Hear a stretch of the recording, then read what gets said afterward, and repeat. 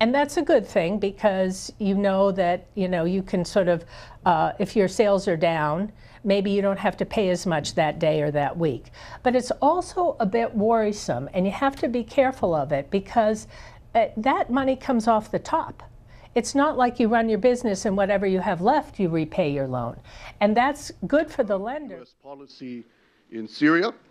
My name is Faisal Itani. I'm a senior fellow at the Rafiq Hariri Center for the Middle East here at the Atlantic Council.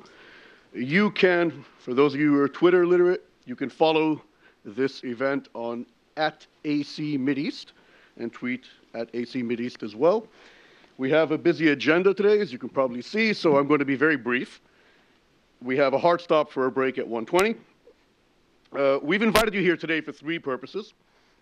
The first purpose is to highlight some of the Atlantic Council's work on tracking regime atrocities and war tactics and strategies in parts of Syria as a basis for accountability going forward, and also to speak with two experts on stabilization in Syria, a conversation that's been spurred by a new Atlantic Council report, about which I'll say more.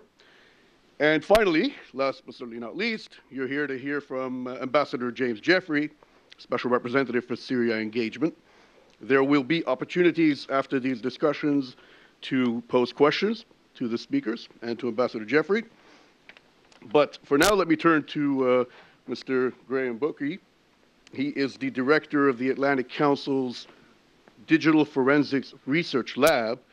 One question hanging over the Syria policy portfolio is, where does accountability fit into the scheme or the arena of stability and stabilization? Graham's team has done tremendous work documenting regime tactics and strategy and atrocities to that end, and the findings were captured, among other things, in two brilliant reports titled Breaking Aleppo and later on Breaking Ghouta, which you see on the screen over there. Graham will give you a snapshot about this work and how it's been done. For now, I'll cede the floor to you, please. Thank you, Faisal. It wouldn't be the Digital Forensic Research Lab if I didn't open up a laptop before we began, so I apologize for that. Let me begin by saying the report, Breaking Ghouta, was a body of work that is consistent with what the DFR Lab does. What we'll do today is we'll show a brief trailer, and then I'll take you line by line through what we've found and the reason why we put it in that order. The point, again, as Faisal mentioned, is accountability. This is one of the most hyper-connected conflicts that we've seen in the history of the world. The evidence is right in front of us, and it's on us if we don't take that into account as we look at stabilization in Syria going forward. So, without further ado, Breaking Ghouta. Maybe.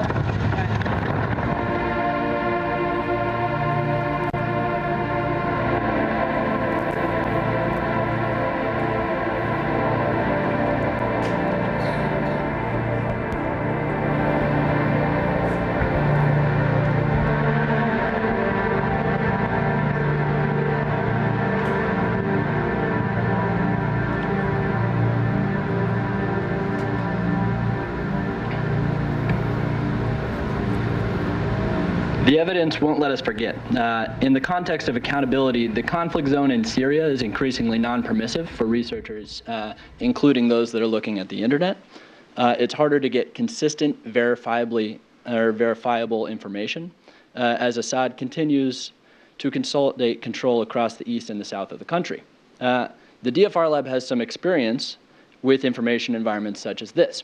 a brief moment about the history of our team. The DFR lab was started in 2015. And at that point, I was actually sitting in the US government, and we knew for a fact that there were Russian troops in eastern Ukraine.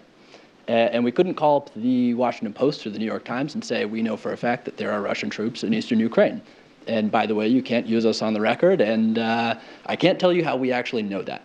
A group that would become the DFR lab here at the council wrote a report. And they wrote a report by looking at a lot of social media posts that Russian troops in eastern Ukraine happened to be posting while they were marching up down the contact line in eastern Ukraine.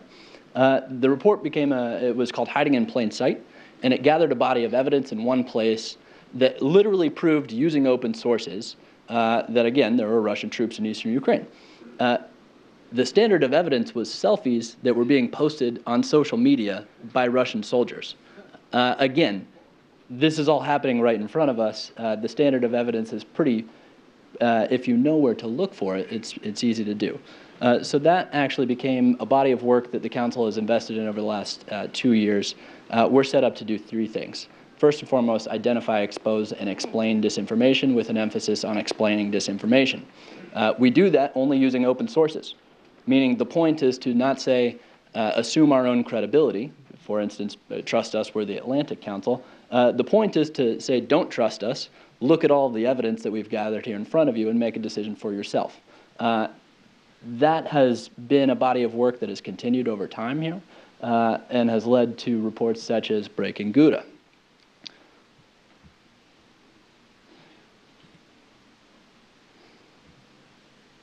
In the context of Breaking Gouda, our team scoured literally the dark reaches of the internet for open sources, from existing reporting to disparate social media posts to aggregating statements of actors on the ground, including those in the Assad regime and from Russia. As a logistical matter, and to tell the story of Gouda's fall, we first looked at how it fit into the wider conflict. Then we looked at the overall military tactics, meaning siege, bombard, and destroy. And then within the overall military tactics, we broke down attacks into specific categories of varying legality, meaning chemical weapons, incendiary munitions, cluster munitions, and attacks on hospitals. Taken together, each tactic created an increasingly dire humanitarian situation until the final militant group in Duma surrendered in early April. However, the military strategy was matched by a consolidated and very effective disinformation campaign. Disinformation has consistently been used, particularly by Assad and his Russian allies, as an extension of the conflict. And the bigger point here, and the point of the report, is that there's a trap with disinformation to get into a back and forth or a he said, she said about what is true and what is not. Again, the point of this report is to rise above that back and forth, to say, this is not a viewpoint, this is not an opinion. These are things that we can either prove or disprove, and it's a body of evidence that can be used going forward. In other words, a body of work to drive accountability that doesn't assume that we're credible and meets evidentiary standards beyond reasonable doubt, useful for international mechanisms. Above all, it's a consistent body of reporting that still serves as a reminder that the eyes of the world remain on Syria. So, tactics. First and foremost, military tactics: besiege, bombard, and destroy. For the purposes of this presentation, we'll look at specific instances, including the April 7 attack on Duma in eastern Ghouta. Chemical weapons were verifiably used, and we'll use that as a window into a consistent body of tactics and behavior that we've seen across the conflict in Syria. So, in context, consolidating the battlefield. The reason why Ghouta, the fall of eastern Ghouta, was a watershed moment is because it led to the fall of the entire southern front. So as the front overall in the conflict was consolidated from the east to the west and now to the south, eastern Ghouta was a stronghold outside of Damascus that led to the fall of specific fronts. So there on the map you can see military movements going into this specific conflict. Areas of control around eastern Ghouta from January 25 through the fall in early April. So in the last 6 months of 2017, the number of attacks on Ghouta was consistent but low compared to 2018. There were a total of 16,934 documented strikes in eastern Ghouta from February 18 through April 8, an average of 345.6 per day. On February 21st, 2018, the heaviest day of strikes in eastern Ghouta, 1,658 attacks were recorded. The majority of these attacks used traditional weaponry. However, some involved more pernicious weaponry that falls outside of international law. In Ghouta, at least 6 suspected chemical weapons attacks took place during the government's campaign to recapture the area. 5 of these attacks have been verified by examining images and witness statements collected following the attacks.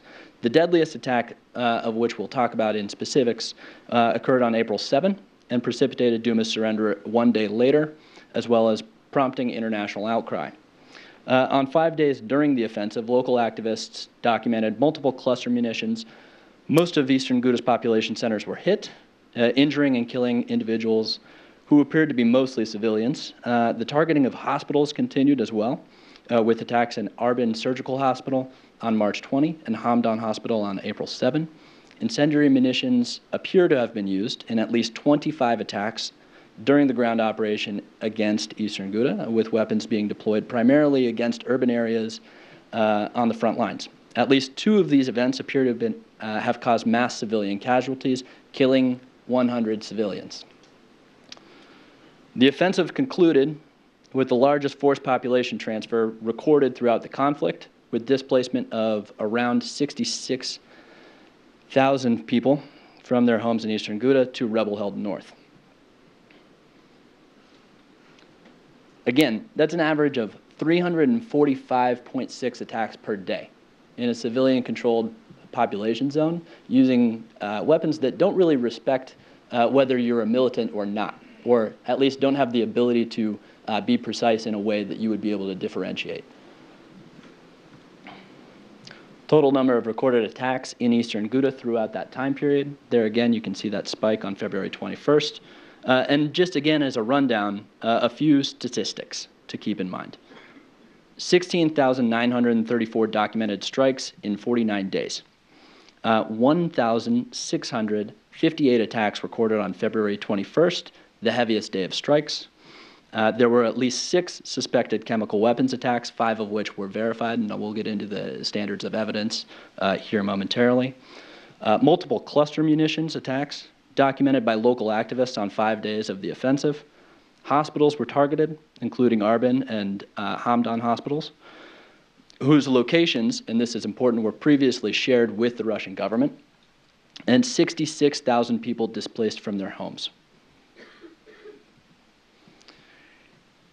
Here we're going to focus on, because of time constraints, we're going to focus on chemical weapons attacks. Here is a map of the documented 6 chemical weapons attacks. And specifically, there's been widespread use of chemical weapons. So it's generally agreed, especially probably within this room, that chemical weapons have been used in Syria. At the same time, we run the risk over a 7-year conflict of saying something like chemical weapons are being used in Syria and not actually understanding or remembering exactly what that means and exactly what the evidentiary standards and exactly what the impact of that on civilians on the ground are. So, again, there's been widespread use of chemical weapons during the conflict in Syria. The OPCW Joint Investigative Mechanism, which is mandated by the UN Security Council to investigate chemical weapons used in Syria, has confirmed Syrian government forces have used both the nerve agent sarin and chlorine gas as chemical weapons. The United Nations Independent International Commission of Inquiry on the Syrian Arab Republic has documented dozens of attacks, while other organizations allege much higher numbers. For example, 198 attacks were documented between 2012 and March 2018 by the Syrian American Medical Society.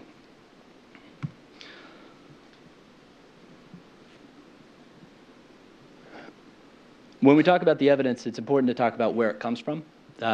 Here you have 3 very specific pieces of evidence that were aggregated by both local activists on the ground and verified by independent journalists. Again, when we talk about not assuming our own credibility, the point is to look at these, verify not only the pictures of munitions used, but also the locations that they're being used in.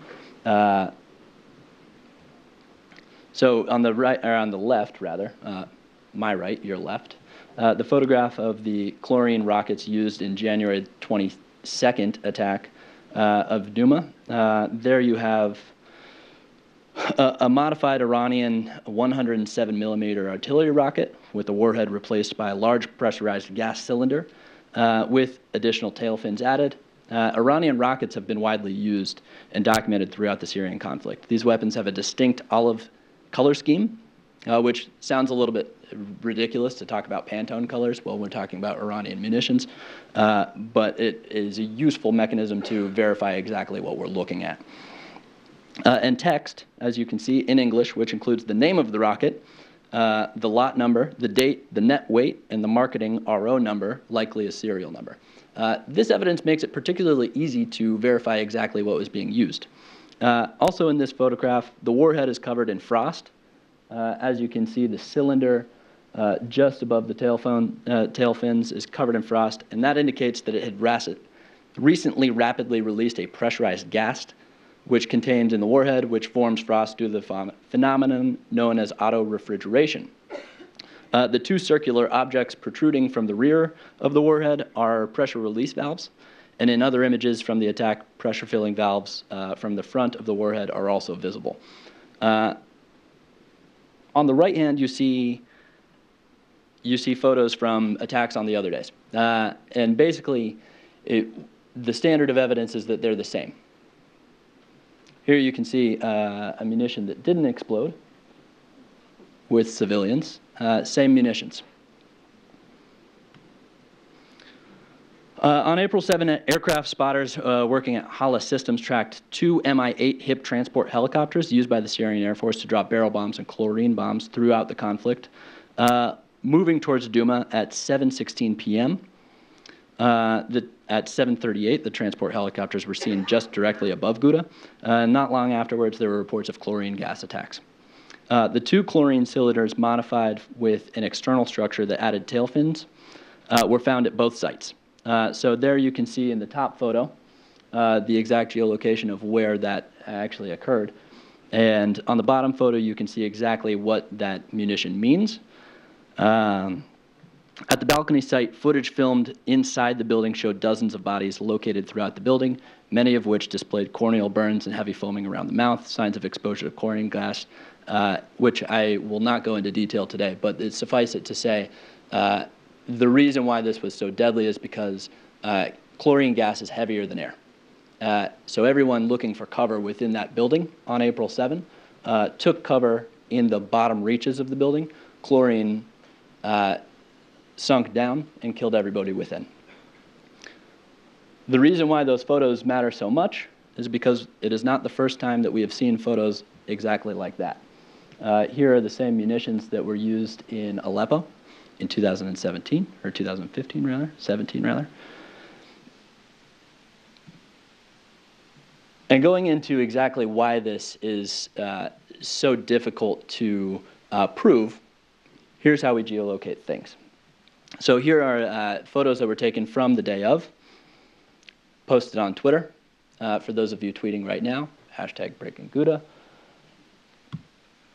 You take those photos, you piece them together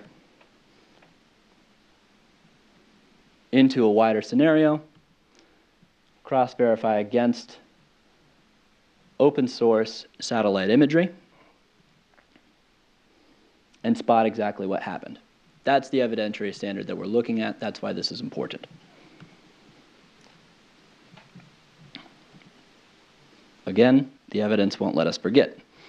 In terms of how we actually get a number of other pieces of evidence, here's a pretty good example. This is footage from the Russian military that was posted on RT. As you can see, it's an airbase in, well, I'll tell you, it's an airbase in Syria. But it's particularly interesting because of the munitions that are loaded onto that plane that are active. Here's a closer view. And as you can see, using the same methods that I just described, we have a serial number, an exact munition match, and that happens to be an incendiary bomb of Russian make and model. And so when RT posted this, they didn't actually mean to. So here's a version of the original version, and an edited version as soon as they realized that they had just admitted using incendiary weapons in Syria.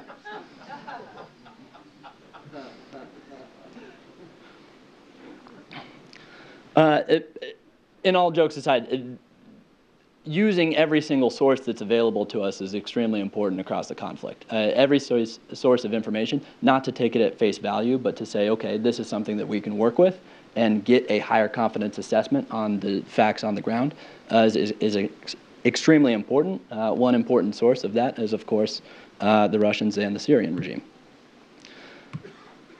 To put this in context, the facts of the attack, and I would encourage you to read the report because it goes into details about cluster munitions, incendiary munitions, all of it. There's been a widespread disinformation campaign. As you can see, the commander of Russian operations in Syria said it on record, very useful because they are very forthcoming about tactics and behavior. But in the context of the April 7 attack, the precursor for the attack included a widespread disinformation campaign that was extremely effective, and it's in part the reason why we're having this conversation today, because there's still called into doubt whether this actually happened or not. I'm here to tell you it did. But here's how the disinformation works. False flag claims. So as international attention was drawn towards the chemical weapons usage in Syria and stakes were heightened with U.S. retaliation after Khan Shaykhun, the Russian government and its networks began a parallel disinformation campaign. Ahead of this attack, they basically, I was in Kiev last week working with folks that track disinformation, learned a term called news of the future, which I think is a technical term that's very useful in this case. Ahead of the attack, there were narratives that said, okay, well, there might be we've seen rumors that the Syrian rebels, the White Helmets, activist groups on the ground are preparing a chemical weapons attack. And that's a narrative that sounds ridiculous to a room like this. It's also a narrative that gets widespread coverage, that gets consistent pickup across different information environments, specifically in Syria and in Russia. Factory of Facts. Syrian state media reported a workshop by foreign-backed militants to manufacture toxic chemical weapons in eastern Ghouta. And then the Duma attack. So while Western governments expressed outrage at the attack, the regime and its allies, specifically Russia, called it a complete fabrication, something that they do to this day. Again, that sounds ridiculous to this room. But it gets amplified. And it gets amplified not only in those information environments in Syria and in Russia. Here's basically a network map of how that gets amplified across, including a number of what I would call conspiracy sites in the United States that get a lot of traction. So that's a very specific case. I would encourage you to read the entire report. It's a part of it's not just a one-off report, it's a part of a wider body of work that the Atlantic Council does on a regular basis, not only between the Middle East programs, but also the DFR lab. I can't say that it was including Putin at war and breaking Syria. I can't say that it was a pleasure to write this report. It was a pleasure to work with our colleagues, including Faisal, that helped contribute to this work. Again, they're outside. I would encourage you to read it. This is a hyper-connected conflict. The evidence is right in front of us, as you can see. If we ignore it, that's on us. Thank you.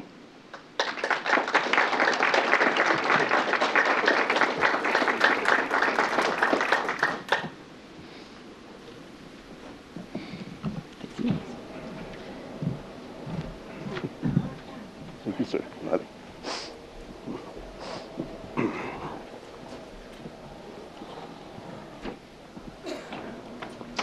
Thank you, Graham, for the tremendously important work. I do encourage you to read those two reports.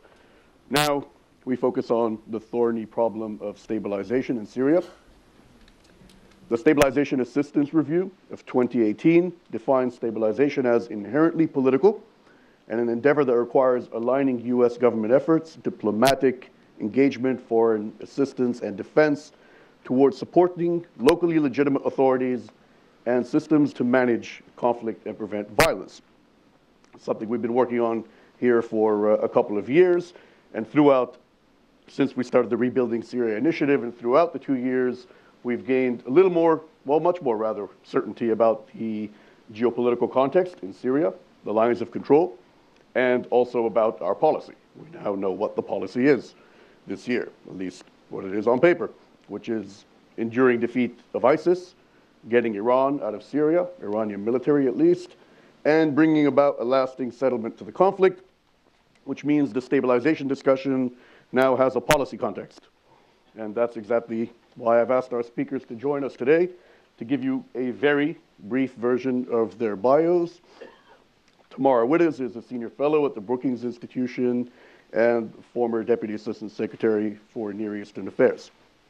And Stephen Heidemann is a professor of Middle East Studies at Smith College, and he has held a number of leadership positions at the United States Institute of Peace, including on the Day After Project, which you probably read if you've been following Syria.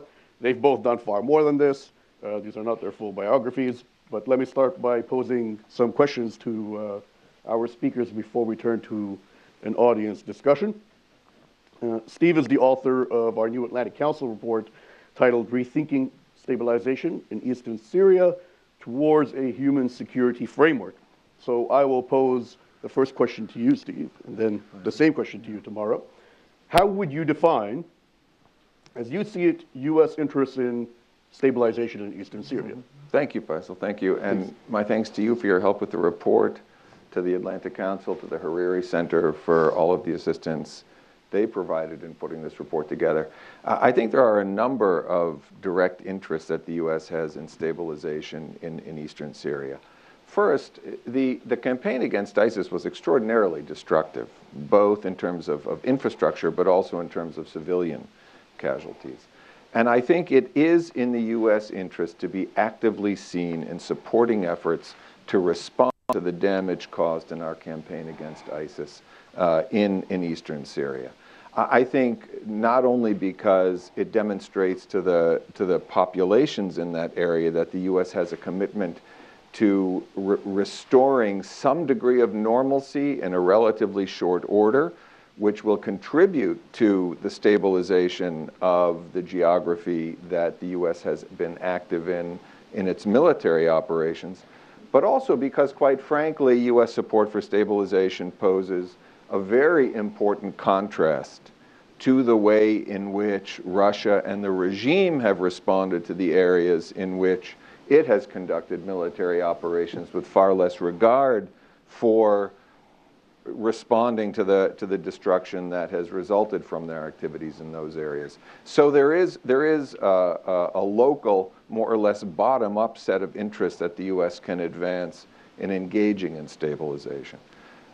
In addition, and here building on what you noted as U.S. interests, now that the Trump administration has set out a strategy that rests on three broad policy goals: reducing, removing Iranian influence, preventing the resurgence of ISIS, and achieving an irreversible political transition. There is a very, very strong interest on the part of the U.S. in acquiring the leverage that will equip American diplomats to advance those objectives on a number of different levels, locally, regionally, internationally. And stabilization could become a very effective mechanism in support of these broader policy aims. But in order to achieve that, I think we need a stabilization policy that is aligned with those objectives and that has been designed and implemented in a way that reflects an understanding of how our work on the ground can feed into our broader policy purposes. One of the arguments I make in the paper is that we're not there, that we're not really taking full advantage of stabilization operations on the ground. And as a result, we're in fact missing opportunities to fully exploit stabilization in support of our bigger policy aims. But we can pursue that. So I think both with respect to our local activities, our local operations, and our broader policy, there's a very clear interest, it seems to me, in taking stabilization seriously. Thank you. What do you think, Tamara? Look, at the broadest level, the purpose of stabilization, whether in this environment or any other, is to prevent conflict relapse, right? And I think what is important about the definition of stabilization in the U.S. government stabilization explicitly that that's political. That's not just about reopening roads and getting the power back on and getting kids back in school. It's political inherently. And I think that's precisely what connects stabilization done in an appropriate manner to the political objectives that the US government has enunciated for its engagement in Syria. It is the Syrian civil conflict that enabled the rise of ISIS. It is the Syrian civil conflict that created a wide open space for greater Iranian influence. It is the Syrian civil conflict that invited Russian intervention. And so unless and until that civil conflict can be meaningfully resolved, those negative possibilities or current negative realities will remain. The challenge for the United States is that it only has the ability to pursue that kind of stabilization policy, even if it's designed in the most effective manner, even if it follows your excellent recommendations, Steve, it can only pursue that policy in about a third of the country and not the most populated parts of the country. And that leaves wide open the question of how even a successful implementation of this kind of stabilization policy would interact with what's happening in the rest of Syria, which is, too, a political question. Of course. We will actually return to that question of what are the implications of this conversation being had about 1/3 of the country. I do want to loop back to that. But first, the question for you, Steve. The subtitle of the report you wrote is Towards a Human Security Framework. From an academic perspective, I understand that to mean something specific. Could you explain a little bit more about what you mean in this context? Sure. Yeah, human security is a field that developed out of a recognition that there are contexts in a number of conflict-affected, conflict-prone countries around the world in which it is states, state institutions, state actors who constitute the most significant threat to the security of communities, to the security of civilian populations. Syria is widely understood to be one of the most visible examples of this kind of a setting in which the biggest threat to the security, to the stability of local communities is the behavior of the Assad regime.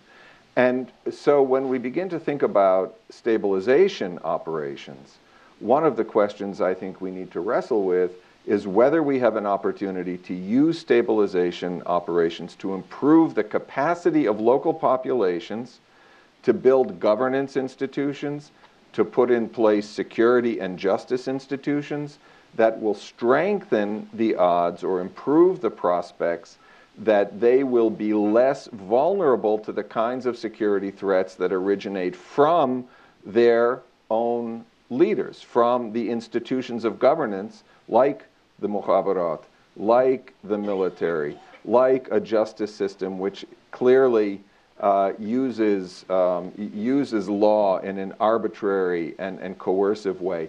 To what extent can stabilization operations be used to give local communities some degree of protection from those kinds of interventions on the part of an authoritarian, coercive regime?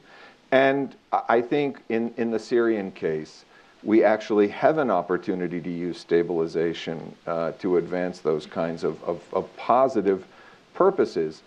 The argument I make in the paper is that one of the critical pathways toward achieving that goal is, in fact, by implementing stabilization operations that more fully reflect the stabilization doctrine that you referenced in your opening comment that emerged from the Stabilization Assistance Review that was released in June, July 2018. One of the principal findings of that review is that stabilization operations must prioritize the development of what is described in that document as locally legitimate political authorities capable of mitigating conflict and providing security. My sense is that we have not yet fully embraced that objective in the way we conduct stabilization in eastern Syria. And there are reasons for that I can go into. I don't know how much time you want to allocate to this question right now, but I think one of the principal obstacles to a program that fully embraces that SAR doctrine is our reliance on the SDF as the agents of local governance in areas of U.S. operations. What we've done is outsource local governance to the SDF, which functions in effect as an extension of the PYD. And as a result, the governance structures we've established in our areas of operations cannot truly be considered locally legitimate. The local Arab communities in those areas do not regard SDF authorities as locally legitimate. Let me interrupt you about the SDF because I want to ask you both a specific question about the SDF. Sure. But my question to you, Tamara, is whenever you have a policy puzzle like this, you have two fronts, the Syrian front and the Washington front. If you could talk a bit in your opinion. At least two fronts. At least two, yes, that's true. Could you speak a bit in your opinion about what you think the main challenges are on both fronts to the kind of approach that Steve outlined?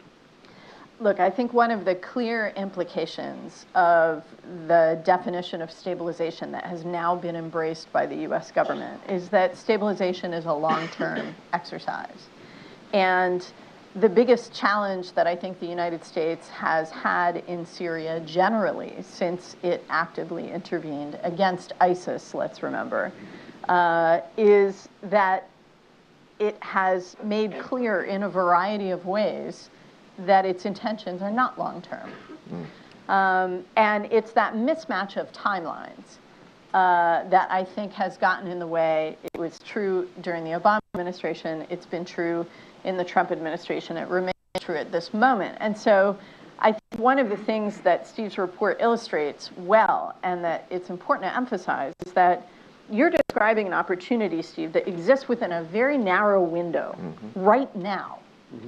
A moment when the presence of American forces and other American personnel on the ground creates a meaningful deterrent against the Syrian regime trying to reimpose its authority on these areas. And that creates other kinds of political and economic realities on the ground in these areas. But if that window isn't, once that window closes, on the assumption that the United States is not staying in these areas over the long term, objectives announced, the Trump administration has cut off its own funding for stabilization assistance and continues to insist, and the president intermittently himself insists, that he wants to bring American troops home from Syria as soon as he can, that the war against ISIS is almost won, and the time is coming. And so that window we can expect is going to close, and the Syrian regime is going to be in a position where it can either coerce in the brutal way that was just displayed before we sat down here, or it can bargain because it's a lot cheaper to retake these areas through negotiated agreements. And so what Steve's trying to do here is lay out the possibility for the United States to help set some of the conditions under which the Syrian regime is going to make those choices. So even in the circumstance where the United States is not committed to Syria for the long term, which I think is realistic, Steve's approach can make things better than they otherwise would be. Can I just follow up on that quickly? And I also think we have to emphasize the corrosive effects of this uncertainty about the timeline of the U.S. presence in eastern Syria. Again, without suggesting that this is going to be permanent, or even that the longer term extends indefinitely into some 5, 7, 10-year kind of commitment.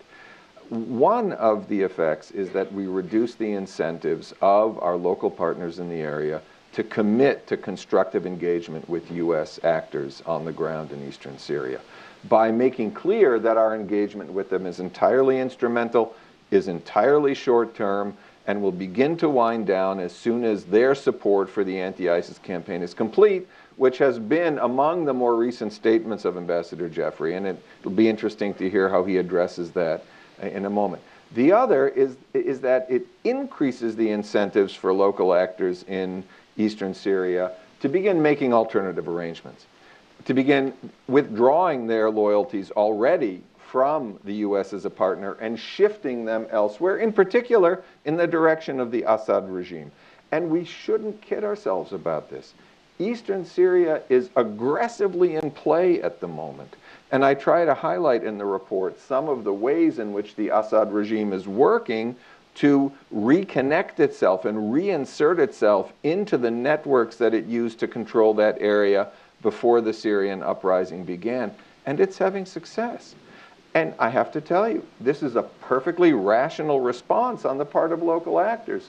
If you're not confident that the U.S. will be there to have your back as you try to build conditions that will give you some degree of bargaining leverage over the longer term, you're going to make other arrangements for yourself. And we see that happening all the time in these areas, even as the U.S. continues to claim that it's working to support these local communities.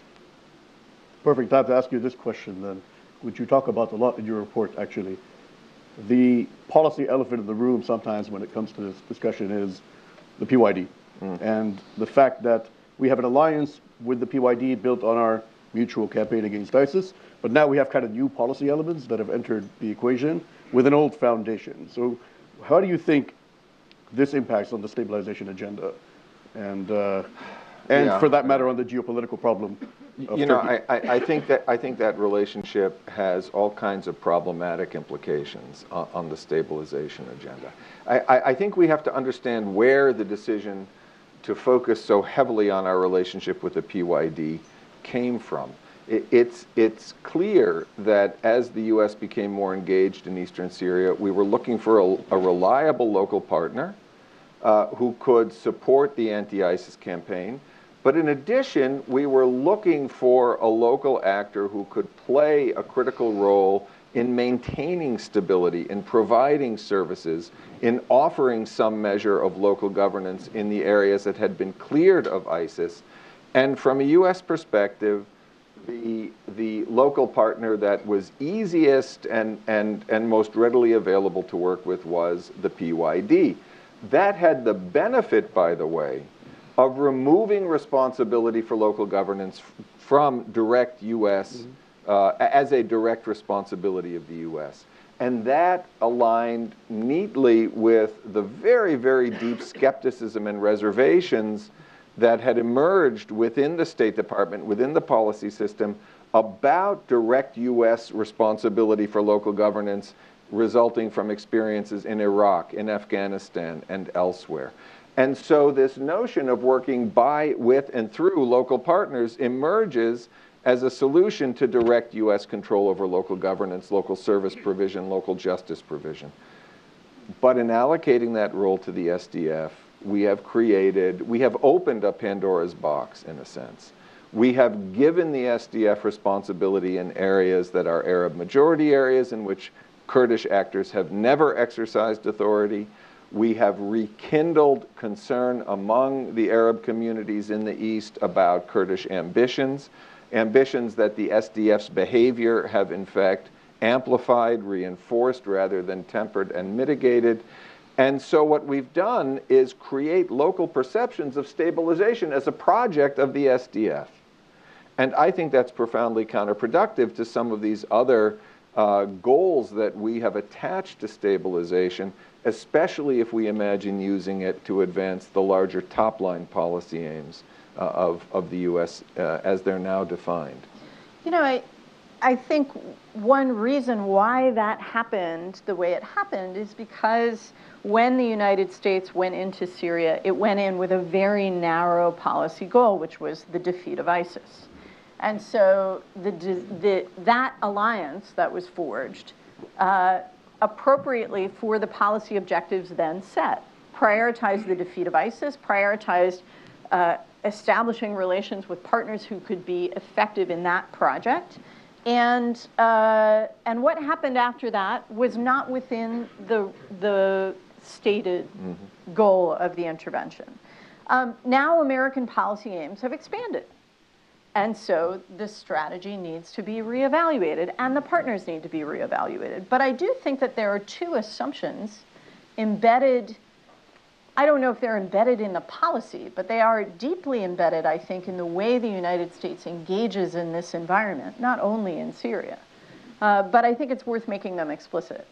One is one that you hear from US military all the time, which is and these are both understandable assumptions, which is dance with the one that brung ya, basically, okay? We fought with these guys. They did the job we asked them to do. We owe them our loyalty and our support. And therefore, in recognition of their military power, they get political power, okay? The second assumption, I think, is an assumption that's rooted in CT doctrine, which is a sort of order versus chaos, okay? Areas overrun by groups like ISIS are ungoverned spaces, and you have to establish order. So you clear, and then you have to hold, and hold requires order. Any order is better than no order. These guys provide order. And, we've learned the lesson in Afghanistan that it does matter what kind of order you provide. We've learned the lesson in Iraq that it matters what kind of order you provide. We have to now apply this lesson in Syria, which is why the redefinition of stabilization is important, and it's why it needs to be applied in practice. So you accept the order presumption, you just don't think that this is... Well, No. I'm saying it is not correct to say that any order is better than no order. Okay. It matters very much Exactly. what kind of order. Okay. right. And what we're seeing under SDF authority is a form of order that has turned out to be an extraordinary driver of local grievances because the SDF is governing in a fashion that's heavy-handed, that has involved charges of arbitrary detention, of forced conscription, of inappropriate treatment of critics detained by the SDF, of heavy-handed management of local affairs in the councils that the SDF has established. We've seen mass resignations of Arab participants in some of these local councils. So we have privileged a form of order which in my view is having extraordinarily counterproductive effects on the possibility for stabilizing conditions in these areas that will prevent the resurgence of violent extremism, that will contribute to local security, local stability in the longer run. I think in many ways this emphasis on the role of the SDF is going to turn out to be one of the choices the U.S. has made that we may well come to regret, and I think in the not too distant future. Let me ask you a geopolitical question. This isn't a conversation about geopolitics, but this one can't be ignored. The role of Turkey and the prospects of our stabilization campaign with respect to Turkey and our relations with them, given all that you have just both described about the foundations of our current policy, which is the alliance with the PYD. Let me mention two ways in which I think the recommendations I've suggested here might actually help somewhat to mitigate current tensions with Turkey. First, I think a very clear signal from the U.S. that it's committed to building locally legitimate governance structures anchored in the representatives of Arab majority communities that are now within U.S. areas of operation will signal to the Turks that we are prepared to constrain the role of Kurdish actors in local governance in areas beyond those in which they have played that role for an extended period of time. In addition, I think the idea that we are devolving authority away from the SDF, that we are focusing our partnership with the SDF on the anti-ISIS campaign is directly responsive to the concerns that President Erdogan mentioned only, I think, a day or two ago, in which he said we will not tolerate state-like structures in eastern, northeastern Syria. What we're making clear through these kinds of shifts in stabilization policy is that we are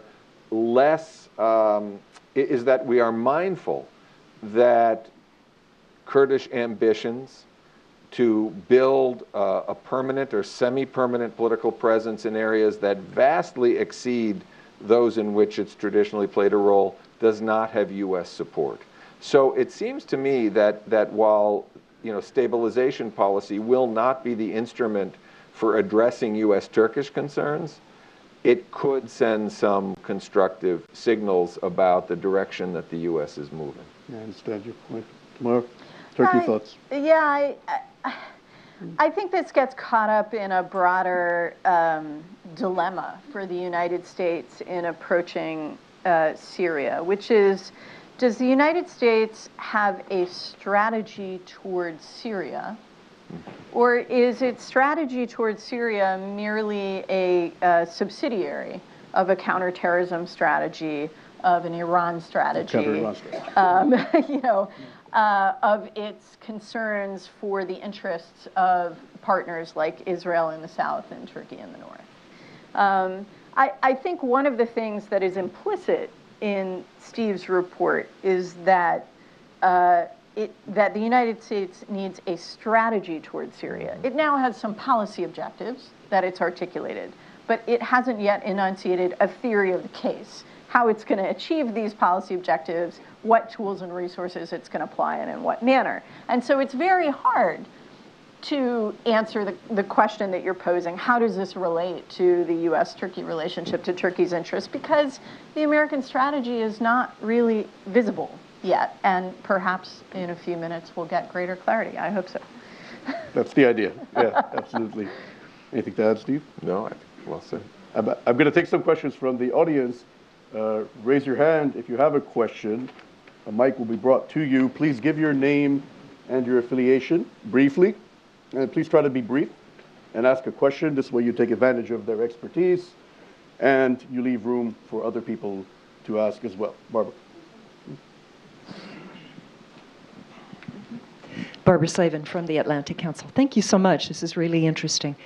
When the United States got involved in Syria initially with military aid, it gave money and weapons to a lot of individuals that turned out to not be reliable. Many of them wound up defecting toward Islamic fundamentalist groups of one sort or another. So if we were to adopt your strategy and not dance with the one that brung us, but look for some new partners, Arabs representing these various areas, what's the assurance that that assistance would not go to support Al-Qaeda or other fundamentalist-related groups? Mm-hmm. And the gentleman all the way in the back standing up as well. You, Bassam.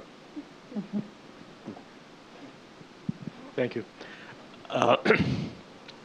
Look, when... Bassam Barabandi? Yeah, Barabandi, sorry, Bassam Barabandi, friend of Faisal. Sorry. Everyone knows. Yeah, it's BDC. My question is, or something we should think about it, that the Arabs, or the Syrian Arabs, they failed to build structure, good governing structures in Daraa, in Idlib, in Ghouta. They failed. They get all the money they need from the United States, all the support they need from the United States, and they failed big time. The Kurds, I will do here devil advocate a little bit. The Kurds, they build a structure. Now we believe it, good structure, good political, bad political, but they have structure. They are running the area very well. So if we will go into to challenge that structure, and we back to the same Barbara question, the newcomers, how we know that they will have structure, governing body? Are we destroying a project to bring non-project, or do we have that time leverage to make the big risk? Thank you. Sure. Barbara, there are so many ways in which a policy of devolving authority from the SDF to a wider range of local actors can go wrong, that I wouldn't want to underestimate the possibility that we could make mistakes in how that process of devolution moves forward. I acknowledge that, and the report is actually quite open about the challenges involved in building locally legitimate governance within communities in a context in which there are dense overlapping local rivalries, in which we have a variety of actors who will be competing to play prominent roles in local governance structures, in which we can anticipate all kinds of malintent in efforts to secure important positions in local governance structures.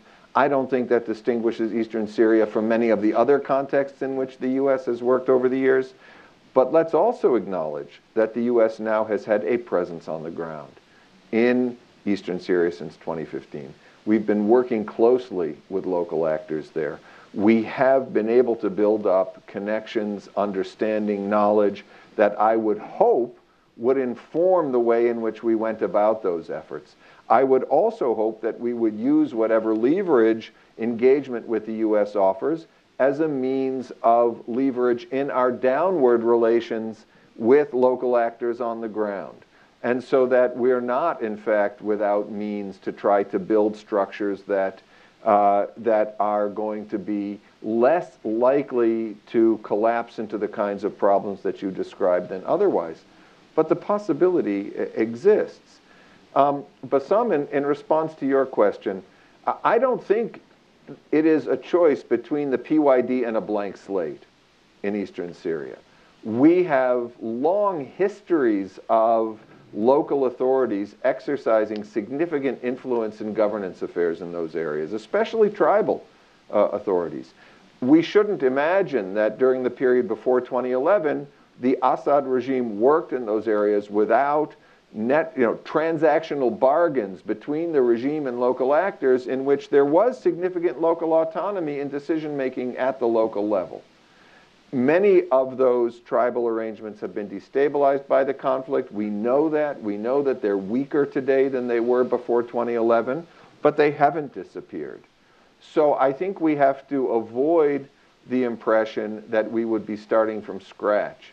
There are local actors, local authorities, established figures who continue to command influence and have their own resources who could serve as potential partners for the U.S.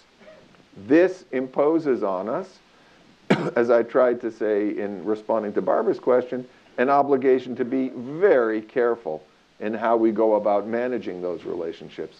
And we'll get it wrong. There are times we'll get it wrong. I'd like to hope we could get it right more than we get it wrong. Let me just add one sentence, if I may, and I think this is, my one hesitation about the direction that you're recommending, Steve, is that it is so complex and challenging.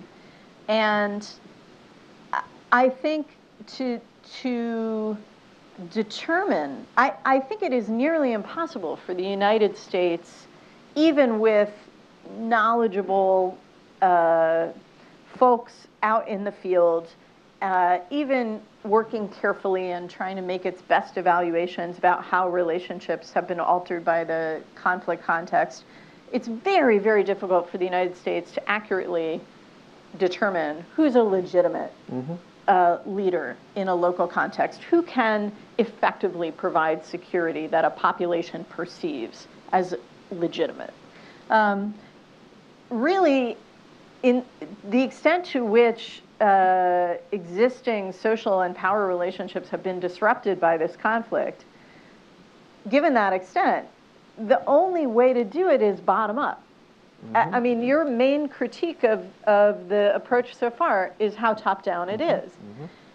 And so doing that requires going so slowly, so small, and so local, your 3 guidelines, that at what point are you crawling forward so slowly that you actually have stopped moving?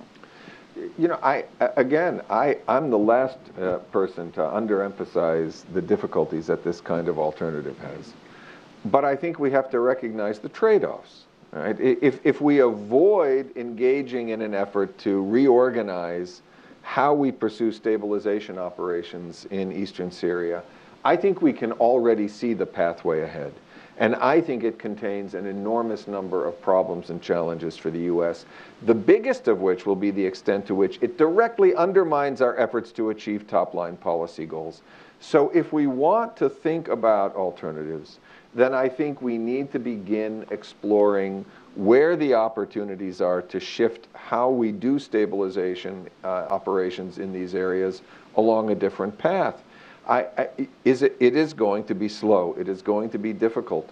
I don't underestimate those concerns one bit, but I would just call our attention again to the larger trade-offs involved of staying on our current path. Thank you.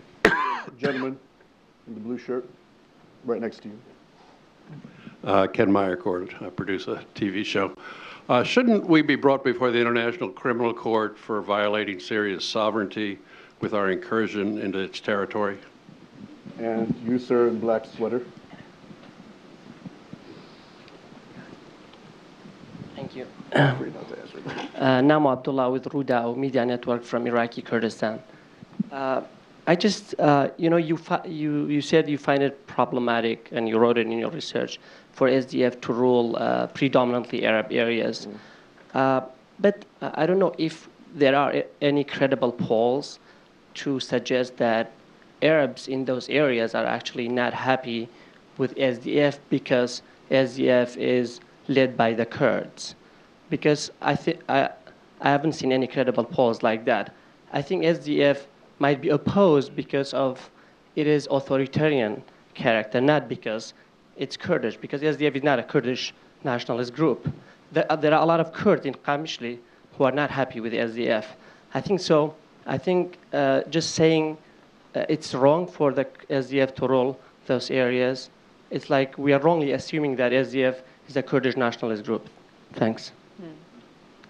One more. The gentleman in the blue jacket. You, yes. Thank you. Thank you very much. My question is about the shift in the mindset between military mindset at the Syria Democratic Forces, and you have Mossad, which is Majlis Syria Demokrati. It's very, very challenging because from one side they are very empowered. Like we were on the ground, we fought ISIS, 10,000 people killed, and we know the world owe us, for what we did. At the same time, you try to really to work with them. Say, by the way, exit strategy for Northeast does not work only with your 75,000 fighters, because the regime in a week they will be there if the Americans leave. They understand that, they get it, but they don't know how to do. So I think there's a lot of education to be done, and I don't understand how that could happen in the short term. Mm-hmm. Mm-hmm. You start. Look, the question of sovereignty, I don't think that the U.S. should be brought before the International Criminal Court for violations of sovereignty. This was a space in which the Assad regime was not exercising its sovereignty for many, many years, and in which the challenges that we confronted, the rise of ISIS and all the rest of it, emerged from the intentional retreat of the Syrian state and the regime from those areas, leaving them to local control, understanding exactly what would happen there. The idea that we treat sort of sovereignty as a blank check, that we acknowledge it as an absolute and totalistic kind of a construct that has to be respected under any and every circumstance, I think flies in the face of ideas like responsibility to protect. So I would view our presence there certainly as problematic in many respects. I do not endorse an open-ended, indefinite U.S. presence in that area. My view, and I mentioned this very clearly in the report, is that the most likely outcome over the medium to longer term in eastern Syria is the reimposition of regime control over those areas. I make clear my view that a unitary Syrian state should continue to guide U.S. policy choices in that area. So I think we have to distinguish between a context in which sovereignty was compromised in large part by the behavior of the regime itself, in many ways compelling U.S. action in that area, and a longer-term context which I anticipate will bring about the restoration of Syrian sovereignty over that area, although I hope with very different conditions on the ground as that occurs. Sir, I agree. I think that the SDF absolutely looks at its role in the region through the lens that you described. And this is one of the critical challenges the U.S. faces. How do you have that kind of interaction with the SDF in which this process of the devolution of authority over local governance becomes something that the SDF is willing to accept, without also concluding that this represents the abandonment of the SDF by the United States? This is a very, very significant challenge. And I forgot the third question. ethnicity Whether versus yeah. Authoritarianism. What the issue with the PYD, with Right. The issue with the SDF. PYD is. Is it about Kurdish Arab or Right. is it about authoritarianism? Yeah. Look, I think the SDF does have a very different conception of how to build local governance structures in the areas than would emerge from the bottom up.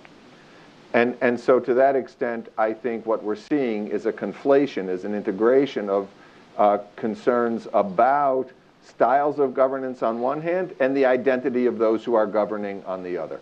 And that, I think, the more closely those become intertwined, the more difficult it becomes to separate them. And this ends up looking like another round of a long-standing Kurdish-Arab conflict, which I don't think it needs to take on that form. Nothing to add? No. Nidal in the back, please.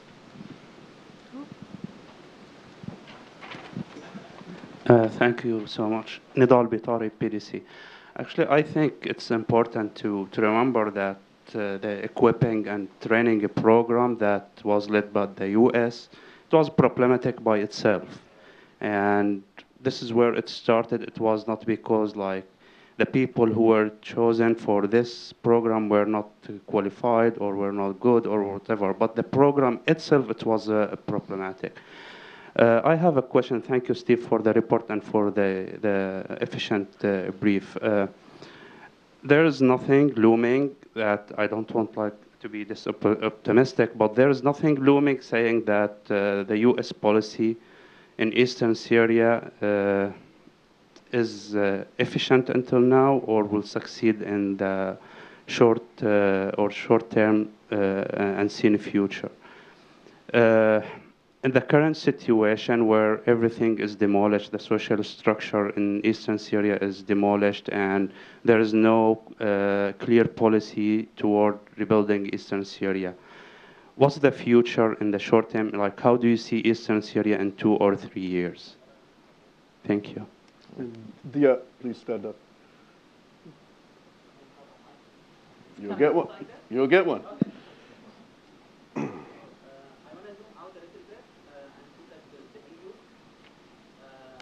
The three of you actually mentioned about stabilization. You addressed the components in Syria and the U.S. perspective, but the EU actually seems to be drifting from their position towards Assad. We have been seeing kind of like lack of uniformity from their perspective towards like the legitimacy of Assad. Probably we are speaking about kind of normalization of atrocities in Syria.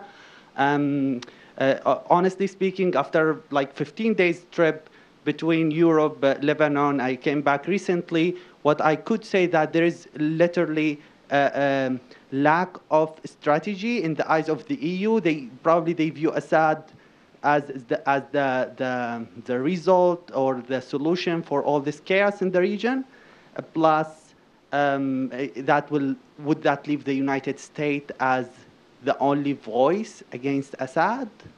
And I need just if you highlight the implications on the stabilization. Thank you. Sure. You know, I think one of the things that comes through in Steve's report, but that I think is evident from a real look at what the United States is doing on stabilization now, is that the current approach on the ground in eastern Syria is a tacit acceptance that this United States goal of a meaningful political transition is never going to happen. Right. And that the U.S. is essentially acquiescing in Assad's eventual reacquisition of control over these territories, and thereby, you know, if not creating a self-fulfilling prophecy, at least sort of enabling one. And, you know,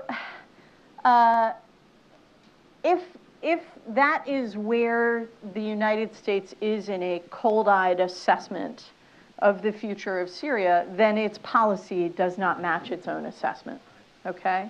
So either it has some other assessment by which a meaningful political transition can be achieved, in which case it should share that, or it should have a policy that is in line with its own realistic assessment of the situation. Which gets back to the point I made earlier about the fact that we have policy goals, but we don't have a strategy, okay? I think you're correct to say that the EU also doesn't have a strategy. And I think therefore, in this reactive mode, seeing Assad with tremendous Russian and Iranian support reacquire control over most populated areas of the country, they are acceding to what they see. They're reacting and acceding. I think part of the value of Steve's report is that he illustrates the way in which not just declaratory policy, but actual programmatic work on the ground is reinforcing a reality that the United States says it doesn't want. So we can quarrel or quibble or be skeptical about the policy direction that Steve is proposing for stabilization assistance. It's hard, it's complicated, we could get it wrong, it will take a long time, it requires re-engagement in ways that we're not sure there's political will to support. All of that may be true, but at least let's recognize the political and policy consequences of what we're currently doing. That's important to start. Right, and if we don't, what will Eastern Syria look like in 2 or 3 years? And I would expect two principal trends to dominate the trajectory of that part of Syria over that time frame. One is a continuation of the negotiations between the PYD and the regime that have already begun. They haven't proven to be very effective as yet. Visions about what the future of the PYD's role in northeast Syria should be differ enormously between them and the regime. But I would expect a continuation of those negotiations and perhaps the achievement of a mutually agreeable compromise about some limited level of local autonomy for the PYD in some areas in the northeast with a dominant regime presence in that area. Further to the southeast, around Deir ez-Zor and so on, I would anticipate a parallel process managed by the regime, engaging with local elites, local notables, tribal elders, to rebuild structures of authority and control that will advance a process of de facto reimposition of the regime and the reconsolidation of governance arrangements that look a little bit like those that existed before 2011. That if we don't make the kinds of shifts that we've been discussing this afternoon, that's my sense of what the trajectory is most likely to look like. In terms of the EU, yes, absolutely there is a debate within the EU at the moment. There are differences of opinion. There are member states that would like to see a process of normalization. There are significant conflicts within some governments about how relations with the Assad regime should now develop. France is one of those countries where Macron is surrounded by a variety of interests who are pulling him in different directions. I think that for the time being, the Mogherini policy of no reconstruction without meaningful political transition holds. I think it is being chipped away at. I don't feel it has yet been undermined to the extent that we'll see an EU-wide policy shift in the near future. However, there is a date to watch which will tell us whether that policy will hold. May 2019, the next EU parliamentary elections. There is a very strong concern that the populist trend within the EU will actually produce majority representation in the EU Parliament for right-wing populist parties. If that happens, I would anticipate that support for the Mogherini policy would erode more quickly. Yeah. I think that's a good diagnosis. Excellent. On a positive note, as always. We do have to break actually until 1:30, but thank you both, Steve, Tamara, for your time, for the discussion. I do urge you to read Steve's excellent report, and thank you all for joining. Please join me in thanking them.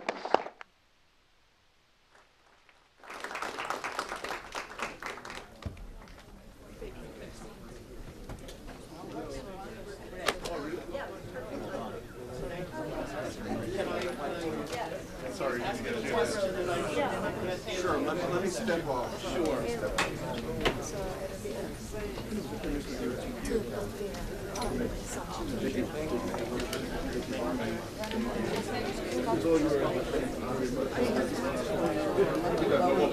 Not much in it.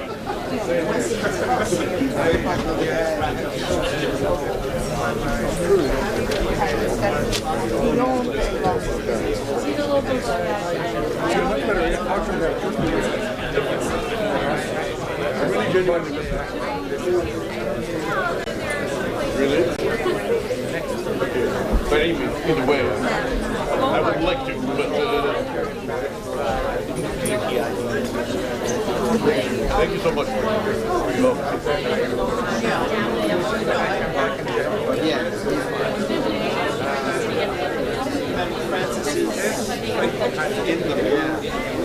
Hey, really? How are you, sir? Sorry, I couldn't get that.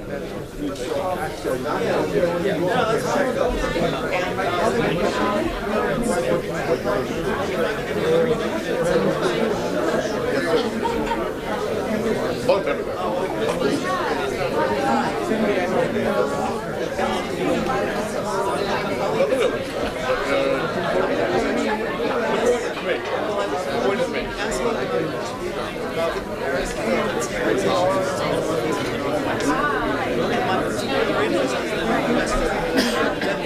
That's what we do. We produce those out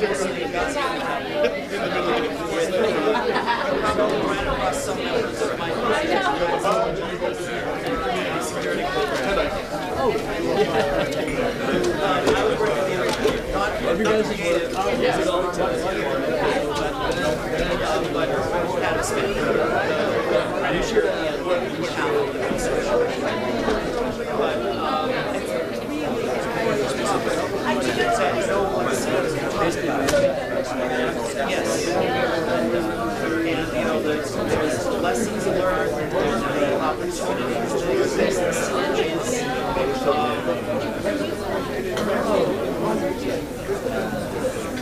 I think someone used that term of window closing fast, and I thought that was an excellent term. I do not think the window is completely closed, but I believe the window is a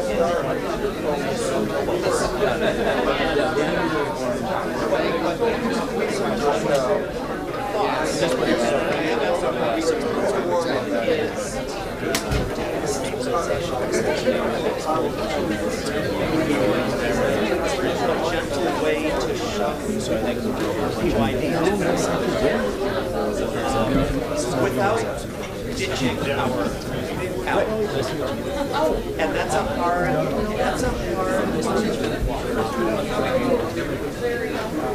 but it is necessary. And I agree. My cards are in my bag. Okay, let me just give me a moment. I'll go grab Okay, yeah, sure. Sorry, can I just grab behind here?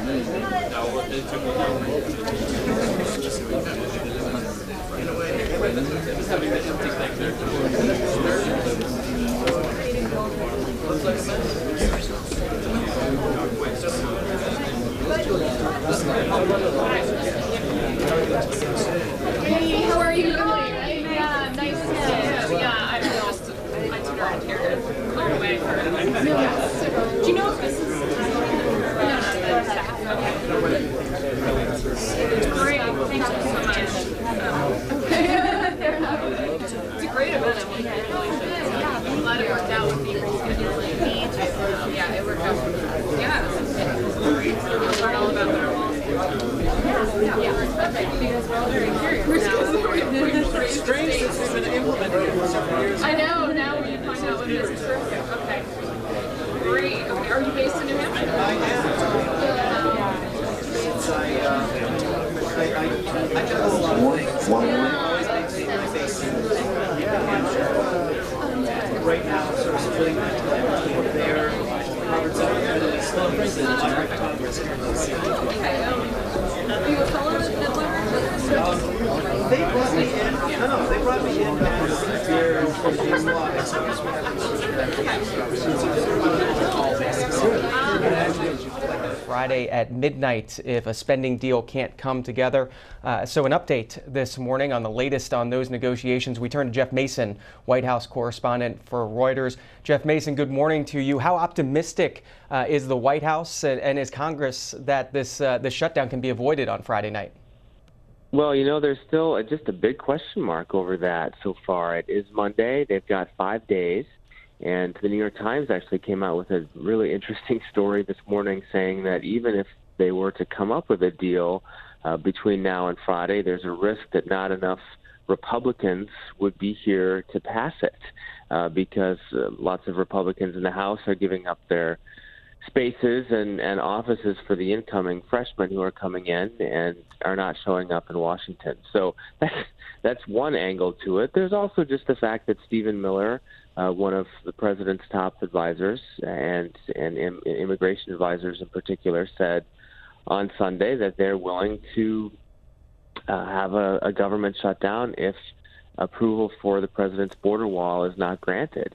And the Democrats are not on board with giving $5 billion for the border wall.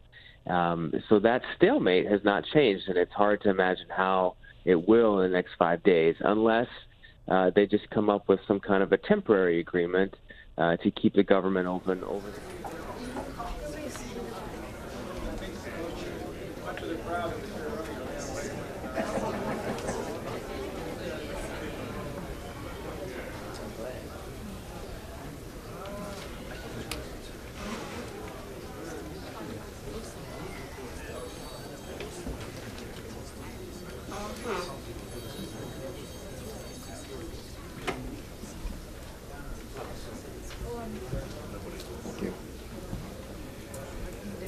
Hello, everyone, and welcome again to the Atlantic Council. My name is William Wexler. I lead the Atlantic Council's programs in the Middle East.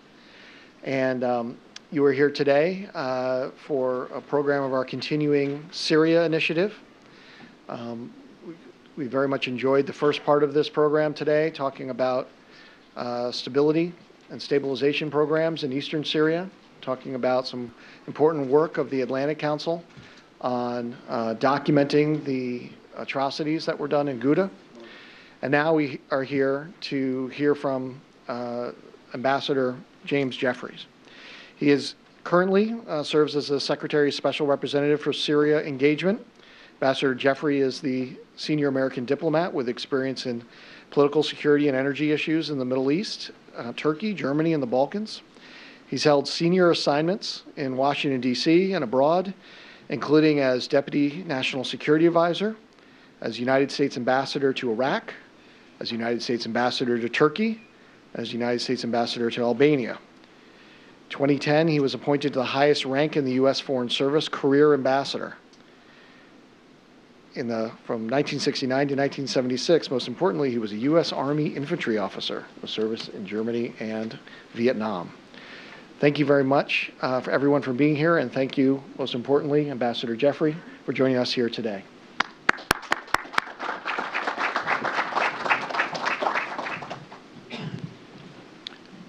Thank you, Will, and thank you, Atlantic Council, for inviting me here.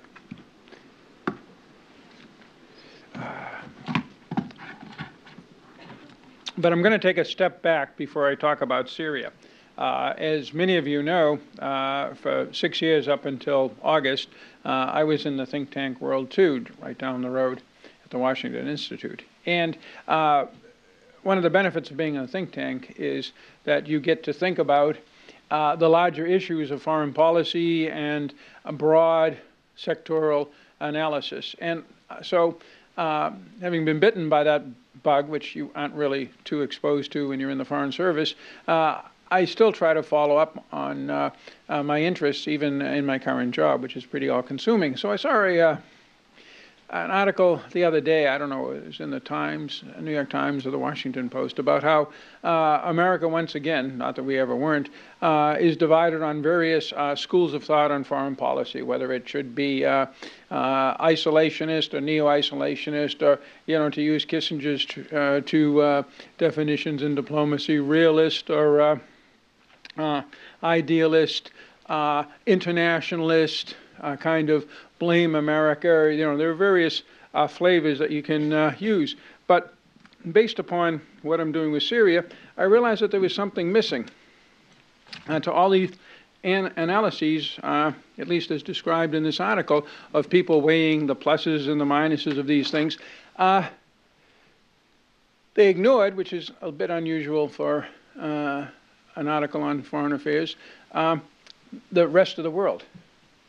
The rest of the world and how it acts gets to have a say in how we respond, assuming we want to respond as the most powerful nation in the world to events around us. We can respond to those events and respond effectively. I've certainly seen it. You've all have seen it. But we cannot really, I'm sorry, shape or determine these. We have to take the world pretty much as it is. We can tinker at the edges, but at our very best tinkering period in the 1990s, how many of you here want to stand up and say, boy, we changed the world fundamentally for the better in that period of time when we had all the power in the world? So you see the problem we have now. Because now the world is different. And the Trump administration has grasped this with both hands, both in many of its policies, but also in its doctrine. The National Security Strategy, quote, in its introduction says, authoritarian states are eager to replace the United States where the United States withdraws our diplomats and closes our outposts. The National Defense Strategy goes on to say that interstate strategic competition, not terrorism, is now the primary concern in U.S. national security. It goes on. It is increasingly clear that China and Russia want to shape a world consistent with their authoritarian model. Again and again, at least in the introductory parts of these two documents, and you're all experts, you know that that's the part to look at because the rest of it is just a laundry list of every single program we do anywhere in the world, regardless of which administration is writing it. But the upfront elements really signal where the administration is coming from, and this administration is coming to has come to the conclusion that interstate rivalry with near-peer competitors is really, really important, and we have to deal with it. That gets to Syria. In terms of an internal conflict of the sort that we have known and basically been focused on for the last almost 30 years, since the fall of the wall and the end of the Gulf War, Syria is almost in a class by itself. You all know the figures. You talked about them earlier today. Over 500,000 men, women, and children killed. The largest humanitarian crisis, I believe, in the world since World War II. Over 11 million people. That's more than the total of all of the inhabitants of New York City and Chicago, driven from their homes. Half of Syria's pre-war population. The rise of ISIS as a manifestation of this malignancy. The waves of refugees that have destabilized, I would say, the entire political system in Europe to a degree that we have yet to see the end of. This is all the internal aspects of this conflict. But this conflict has also become a great power conflict. Right now, there are 5 outside armed forces inside Syria, along with the Syrian military, to the extent we can still call the Syrian military. And that is the American, the Russian, the Turkish, the Iranian, and in the air, the Israeli.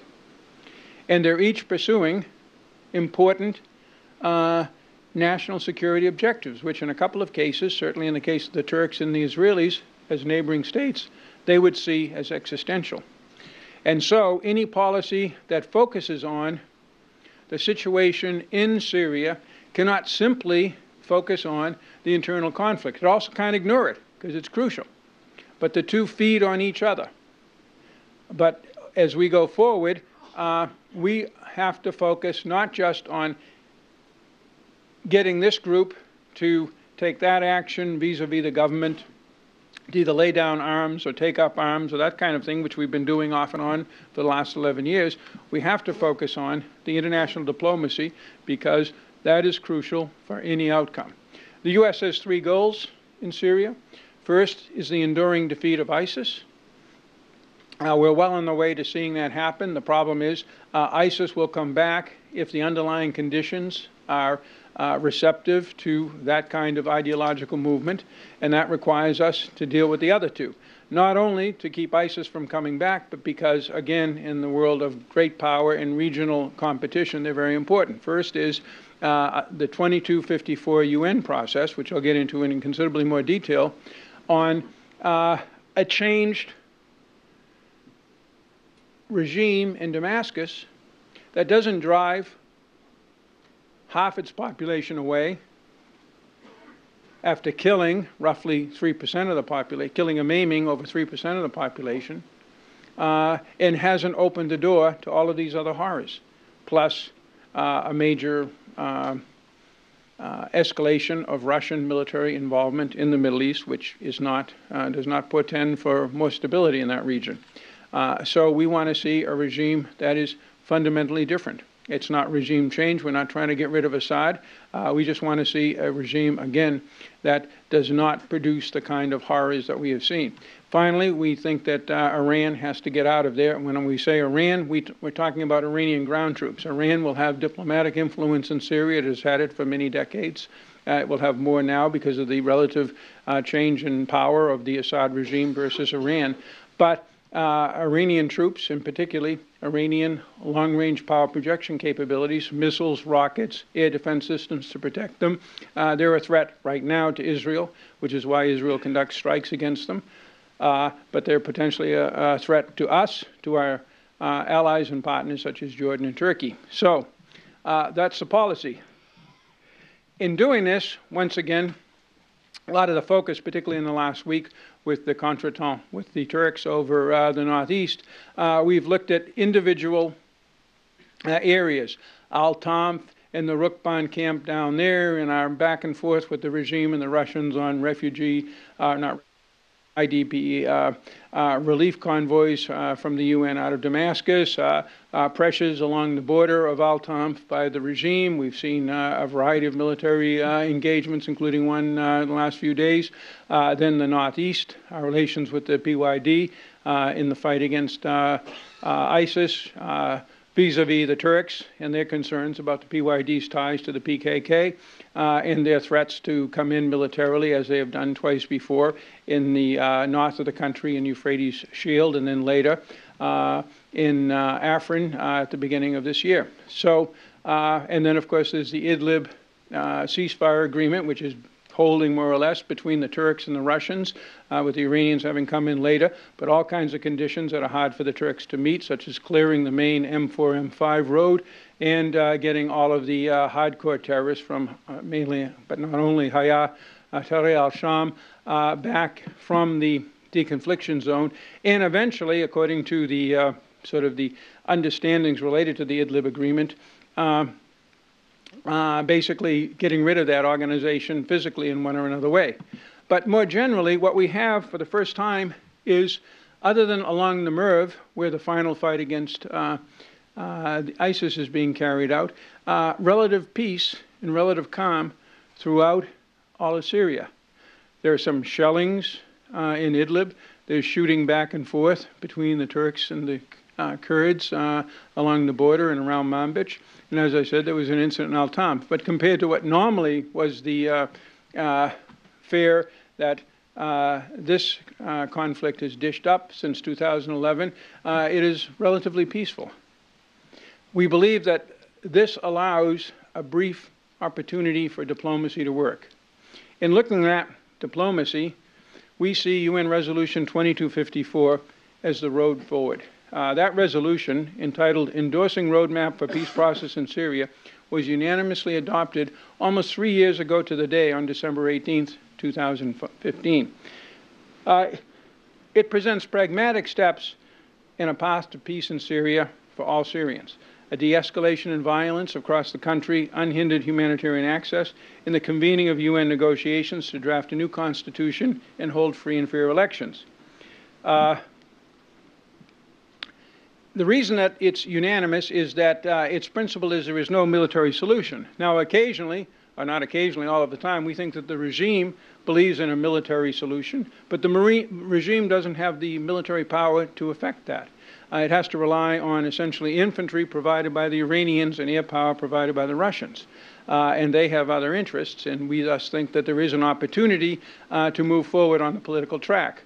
Right now, most of the attention, and this week will be the denouement of it, so to speak, has been with the Astana process and the South Sea Agreement, again, of a year ago, where the Astana Three, that is Turkey, Iran, and Russia, brought together originally to negotiate deconfliction zones, agreed with some support from the U.S. and from the UN to take on the job of calling forth a constitutional committee to execute the first of 4 major tracks in the political process. That is, to draft either a revised or a new constitution. That has been in fits and starts moving forward for the last year. We're very close to a potential breakthrough or a breakdown this week. We'll find out by Thursday at the UN Security Council meeting on Syria, where Staffan de Mistura, the UN envoy, set up, well, he was actually there before 2254, but 2254 reinforced his role, will pronounce the verdict on this Astana effort. The foreign ministers of the 3 countries are going to meet with de Mistura tomorrow in Geneva. They're already talking at the sub-minister level to figure out if the list that they have put together meets the standards of the UN for a credible list of people that represent truly the opposition, the government, and civil society, basically neutral people. The Turks and the Russians have told us that they do meet that criteria. The opposition, headed by the Syria Negotiating Committee, has declared that right now they do not accept the list. That's a huge problem for de Mistura. He has to decide and report back to the Secretary General. So all this is happening as we're talking here right now. We believe that there is a chance that we can see a breakthrough with the Constitutional Committee called forth in early January, because the list will be accepted by the UN and by, frankly, all of us. But right now, we're not there. And the question, which has been the question throughout this entire negotiation on the Constitutional Committee and on all of the other efforts dating back to 2012 to try to resolve this conflict, is the regime willing to give an iota of compromise to any effort by the international community to try to resolve this on terms other than the regime's? Because the international community is not going to resolve it on terms favorable to the regime unless it has to, and it doesn't have to. The regime has not won this conflict. Over 40% of the territory is in other people's hands. There's over 100,000, counting the PYD, over 100,000 armed opposition forces in the country, still active. The areas where the Assad regime rules, again, have only 50% of the population. It's largely rubble because of the way that the Iranians, and particularly the Russians, carried out actions in the cities against opposition. And it will require, depending upon the estimate, $300 to $400 billion to rebuild. Who's going to pay that bill? After Lebanon was torn apart by Hezbollah's attacking across the border into Israel in 2006, I'll tell you who paid the bill, because I was involved in it. It was North America, Western Europe, and the international financial institutions largely funded and supported by us. That is, we paid the bill for something that an Iranian surrogate launched. That's not going to happen again. There's a strong readiness on the part of Western nations not to ante up money for that disaster unless we have some kind of idea that the government is ready to compromise and thus not create yet another horror in the years ahead. So those are the pressure points that we have to try to push, if not the Assad regime, then at least the Russians and the Iranians forward. We're not asking for regime change. We're not asking for the Russians to leave. What we're asking for is a compromise settlement. We'll see if we get it.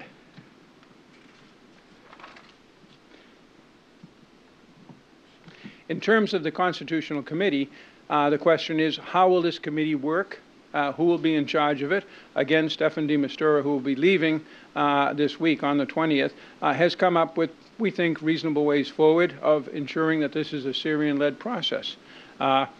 Once again, he has to fend off efforts by the regime to, for example, have this constitutional committee meet in Damascus, to have it under the shadow of the Astana group, whose interests are not the same as that of the international community. Those are the things that we're basically going back and forth on, again, as we're speaking here today. The commitment to move forward on this was strongly reinforced in Istanbul at the end of October in a meeting of the presidents of Russia, Turkey, and France, and the Chancellor of Germany to press on two areas of concern to everybody in Syria. First is Idlib, in part because of the 3.5 million people who were there and the fear that they would have no place to go if there was a major offensive, thus to support to quote the document that came out of Istanbul, lasting ceasefire in Idlib. And the second thing is to convene the Constitutional Committee by the end of December. Well, we're almost at the end of December, so we'll see what happens in the days ahead. Now, two scenarios. Scenario A is we do get this Constitutional Committee.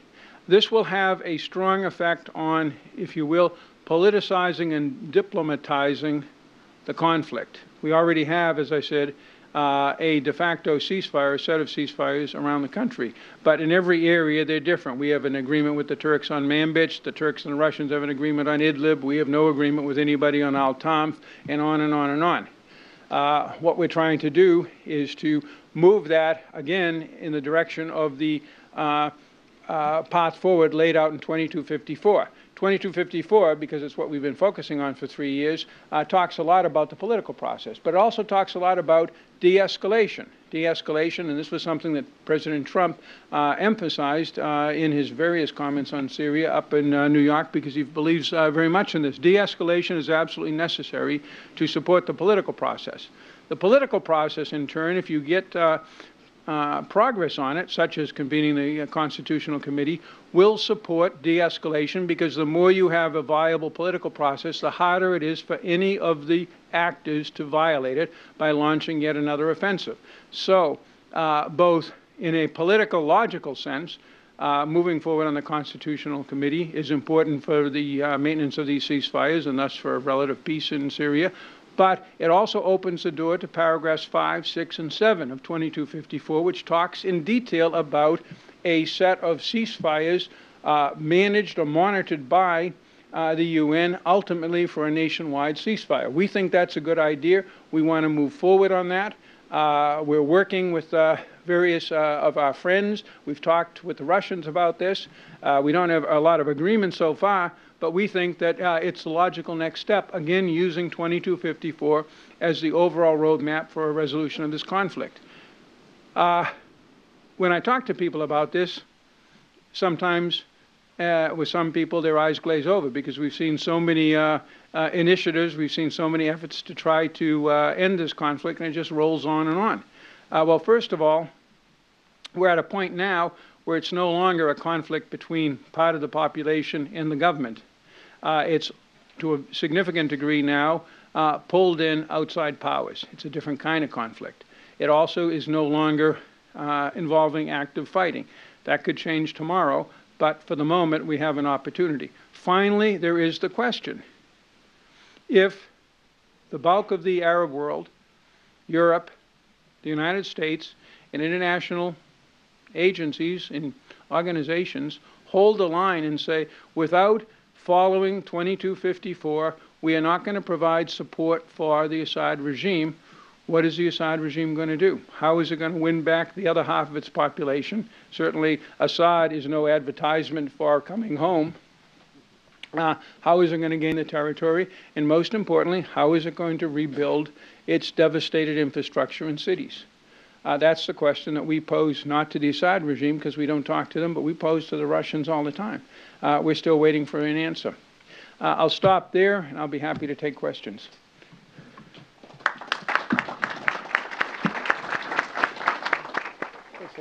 Back to my seat. Yeah, why don't you take your seat? Okay, I'm going to call on 4 or 5 or so questions, and then the ambassador will unfortunately have to leave. Let me start in the back first, back corner. Yep.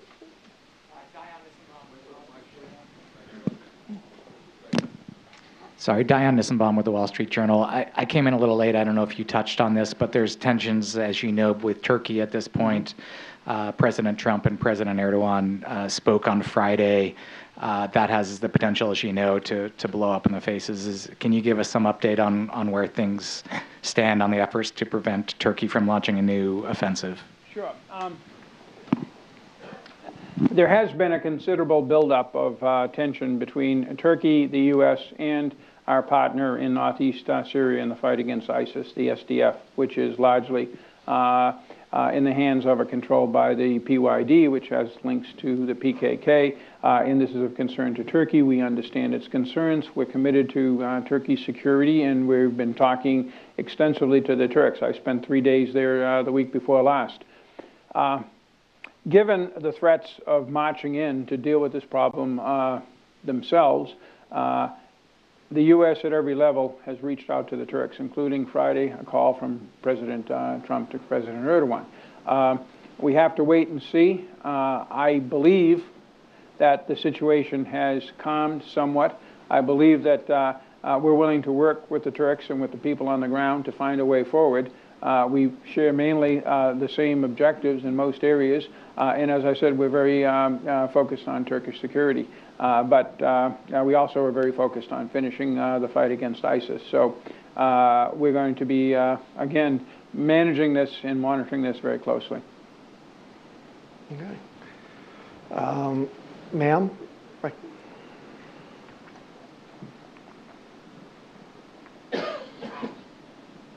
Okay, in the beginning, you were talking about... Can you please introduce yourself? I'm Mary Carrick. You were talking about us wanting to fight against ISIS. And then this talk is the first time I've heard that our goal is not regime change, but I'm wondering how likely it won't be regime change if the international community is setting up a constitution and election. And if there is regime change, which we've done in several other countries, and it actually caused ISIS, I don't see how this can be a good outcome. Regime change is a term of art applied to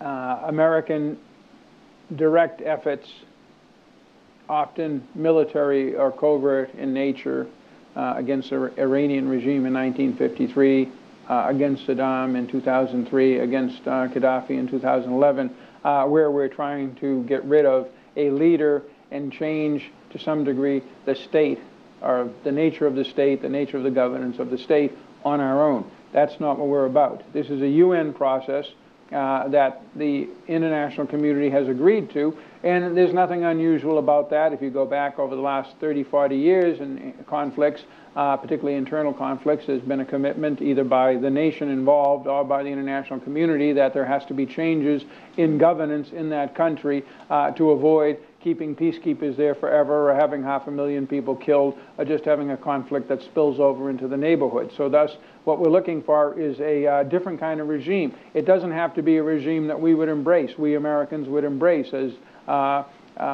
say, qualifying to join the European Union if the European Union would take Middle Eastern countries. But it does have to not sponsor terrorism or allow terrorism to rise up on its territory, as we saw with ISIS. It cannot use chemical weapons against its own people or anybody else. It cannot be a launching pad for another country's hegemonic intentions in the region, specifically in the case of Syria, Iran. It cannot torture and treat its own population terribly without being held to account. It has to provide an environment where refugees will voluntarily and safely return, which of course this regime doesn't. If the regime can meet these basic requirements with this political process, then while we may not like it, the bulk of the world, I think, will be willing to live with it and help it come back up to its feet. But right now it's far from that. Sir in the back. Thank you very much. Josh Rogan, Washington Post. Thank you for your time today. Thank you for your service. You mentioned a couple of times the attack a few days ago on U.S. partner forces inside the Al-Tanf zone. What happened there? We're still looking into the details. Okay. And second part of the question is, you mentioned the Al Rukban refugee camp, which is inside the Al Tanf zone. 50,000 people starving to death. Of course, the UN envoys are held up by the regime and the Russians, but all of the information we hear from the Russians blames the United States for the plight of these people. Is there a way for the United States government to provide these starving people the food, medicine, and water that they desperately need? Yeah, Thank you. our concern is not that they're starving people, but that eventually they will be starving people if we don't find a way to regularly provide relief to them. With the cooperation of the regime and the Russians, at the end of October, we did get a convoy through. That was an important development. We're running into trouble primarily with the Russians at the moment. The UN is in the middle. The UN has been very good. They're preparing a new plan to bring supplies in that will be shared with the Russians and the regime. But basically, this is a lack of Russian cooperation. The United States military, technically the coalition against ISIS, has provided all kinds of assurances. The first, in terms of security, the first delivery went flawlessly. There was no security threat to it. We just don't see where the beef is. Thus, we consider this a totally political move to try to squeeze us in another area where the Russians claim that we are illegitimately and illegally present. In the back as well, then we'll come to the front, I promise. Puya Bakai, what is our policy with respect to SDF? Do we have one? In the past, we have provided them with arms, we have provided them with training, we have provided them air support. Are we going to withdraw our support, or are we going to support PYD and SDF? First of all, we are supporting them for a specific goal, which is the defeat of ISIS, because they are a force that was fighting ISIS, and they have done this very effectively. It's in their interest to fight ISIS. They're not doing this as a favor for us. They're doing this for their own security. Remember when we first partnered with them, it was in Kobani in 2014 when they were being pushed up against the Turkish border by an ISIS offensive. In terms of what's the future like, the analogy I would give you is, and many of you were involved in this because you've been doing Middle East foreign policy for years, we supported groups like the PUK, the KDP, and the Supreme Council for the Islamic Revolution in Iraq in the period of time between 1991 and 2003 in our diplomatic effort to get a change of regime in Iraq. Those were our partners for a tactical and transactional relationship for a specific goal. We achieved the goal. What did we do? What we did was try to put together a Iraqi state, government, and society and constitution that would allow those political parties and all other political parties to compete in a normal and natural and peaceful way without the kind of horror that we had under Saddam. So the eventual goal with the SDF is for the SDF, just like the other political parties that we have supported in the past, that the Turks are still supporting, that other countries are supporting, to become part of the fabric of a changed Syrian society. That is, we don't have permanent relationships with sub-state entities. That's not the policy of this administration. It basically hasn't been the policy of other administrations. If you talk about long-term support in a political military sense and being their partner in long-term governance, it's just simply not what we do. So in the long run, the solution for all of the groups in Syria is a reformed Syrian government, a internationally supported ceasefire, and an international process that gives everybody the chance to live in peace. Sir? Thank you. Rojdallah with Rudao TV in Iraqi Kurdistan. Yesterday, about 100 Peshmerga crossed the border into Syria with the knowledge and cooperation from the Americans. Would you be able to tell us what's the role that America sees for this group of Peshmerga? And also on the phone call on Friday between President Erdogan and President Trump, President Erdogan claims that President Trump had an understanding of the planned offensive into northeastern Syria, given that, Pentagon not long ago said that something like that would not be acceptable. Now, my question to you is that Is there a lack of consensus in Washington on the response to the Turkish offensive or planned offensive into Syria? Well, once again, we think that any offensive into northeastern Syria by anyone is a bad idea. And that was a position that I conveyed when I was in Ankara, that everybody from the president on down has conveyed. We also understand that the Turks are concerned about the security situation in northeast Syria. They see the PYD at a minimum as a latent threat to them, rather like the Israelis see Hezbollah on their border as a threat to them, rather like the Saudis see the Houthis on their border as a threat to them. And so we have to take that into account. We are taking that into account. We're working with the Turks. We believe that the situation, as I said, is somewhat calmer now than before. One somewhat related thing is the Rojava Peshmerga deployment across the border. That was done with our understanding, but also with the understanding of the SDF. So that's one of the various steps that are being taken. Sir? Let's wait to Mike. Can you please assess the success you anticipate to pushing out Iran's military establishment in Syria within the current policy stature? And also, the last panel talked about many goals without a strategy. Could you speak to that as well?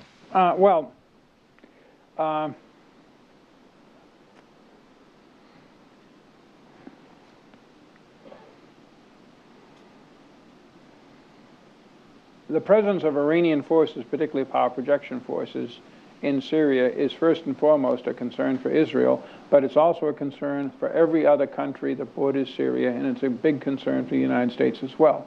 We see no reason to tolerate this. We see no reason for this to be there. We see this as sparking a conflict. You saw the incident where the Israelis allegedly struck at a Iranian target. The Syrian Air Force or the Syrian Air Defenses attempted to engage the Israelis, the alleged Israelis, and who did they engage and shoot down but a Russian aircraft. This is the kind of escalation that the Iranian presence brings. So it's not just that we don't like Iranians far from their shores. We just do not like the extremely dangerous situation that they introduce to an already cauldron of danger and horror that is a Syrian internal conflict. So our position is that they need to go. We have asked the Russians many times why it is in Russia's interest for them to be there doing these kind of things. We understand why it's in Russia's interest for the Iranians to provide infantry to help the Assad regime recover territory, which the Assad regime on its own can't recover. But why do they need long-range missiles? And the Russians have not given us a good answer.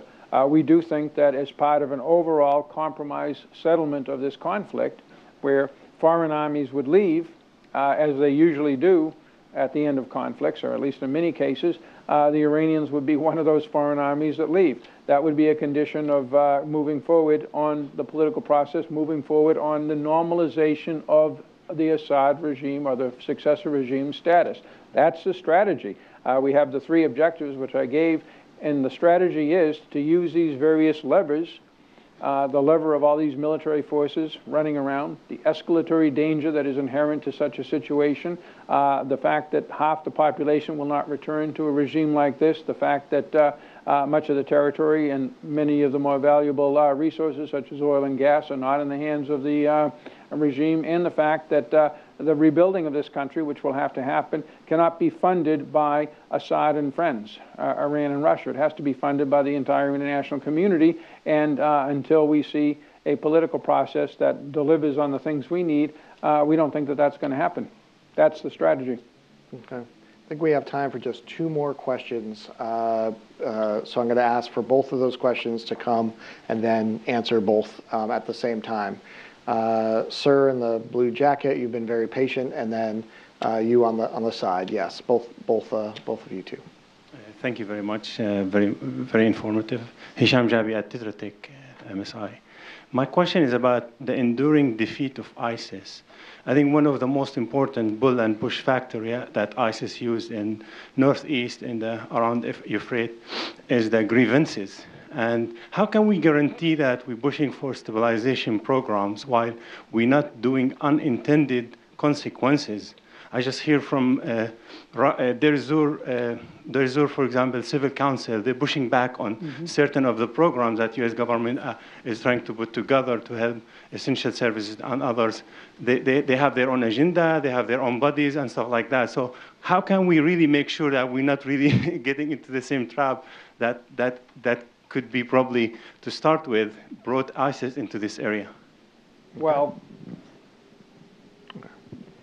and then let's just get the last question as well. We have that one, and then the other, then we done, please. Matthew Kennedy. I recently finished the master's degree in Chinese politics from SOAS in London. This is kind of an odd question.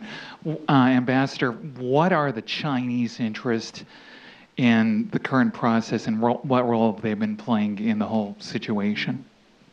Yeah, let me start with stabilization. Look, as somebody who spent a fair amount of the last 20 years on one or another form of stabilization by one or another name, nobody knows how to do this. Many times we are successful enough to keep the state or the area from falling back, or somebody else is successful enough to falling back into the same old violence, the same old dysfunctionality, the same old chaos that produced us going in or somebody else going in the first place. Sometimes you're not. It's a question of money, but we had a great deal of money in Iraq. We were only partially successful. We were successful in a constitution that by and large is holding. We were successful in assisting the Iraqis in accepting and in embracing a democratic system of governance of voting. We were certainly successful on the oil fields, but on other areas we're less successful. It's just very hard to, you have limited funds. The president has decided that it's the job of other countries to provide stabilization funding. We've received $300 million since the spring, along with other funds and other accounts, and our own humanitarian spending, funding, which we continue to do throughout Syria. And is that enough? We're using it for various projects. We can always use more money. But the question of whether people will return to ISIS or return to the regime or return to some other political posture is one that goes far beyond whether you're effective in stabilization. I'm not denigrating effective stabilization. It makes a difference, but it's not the only factor. And we'll see. In terms of the Chinese,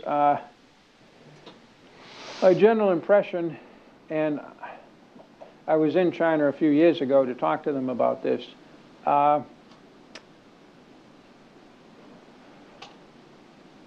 China's challenge to the American-led collective security regional and global system is real and worrisome. But it is also prudent and cautious. Right now, they're challenging it in areas from the South China Sea to some degree, the Korean Peninsula, where they have a relatively higher degree of military capability, but also very strong trade links with the people, the states in the region. In the Middle East, while they're a major importer of hydrocarbons out of the region, they're not a major economic player, not like in East Asia, not like in Africa, and they have zero military presence and almost no diplomatic presence. But there is something that is interesting. If you look at the votes in the Security Council and the General Assembly on Syria, you will see that the Chinese often diverge from the Russians. Where the Russians will veto, the Chinese often simply abstain. That indicates some degree of concern about, I think, Russia's very aggressive role in the region. I don't quite know what it is. One argument is that for the Chinese, a stable Middle East is very important because it still provides many of its hydrocarbons, and it doesn't necessarily trust Russia, which is its other major source of hydrocarbons, with ever more in the future, but an interest in a high price for every cubic meter of gas or barrel of oil it sells, not necessarily being the biggest fan of a very stable, quiet Middle East that can compete very, very effectively against Russia for hydrocarbon sales. So I think that they understand that there is a certain divergence of interest based upon the fact that Russia wants to play a geostrategic role in the region. China certainly does not right now, and a difference on the views of hydrocarbons generally. So that's the interesting thing. Basically, it's the dog that didn't bark. I can take another question if you take get one more question. Sure. Okay. Henri Baki, what do I?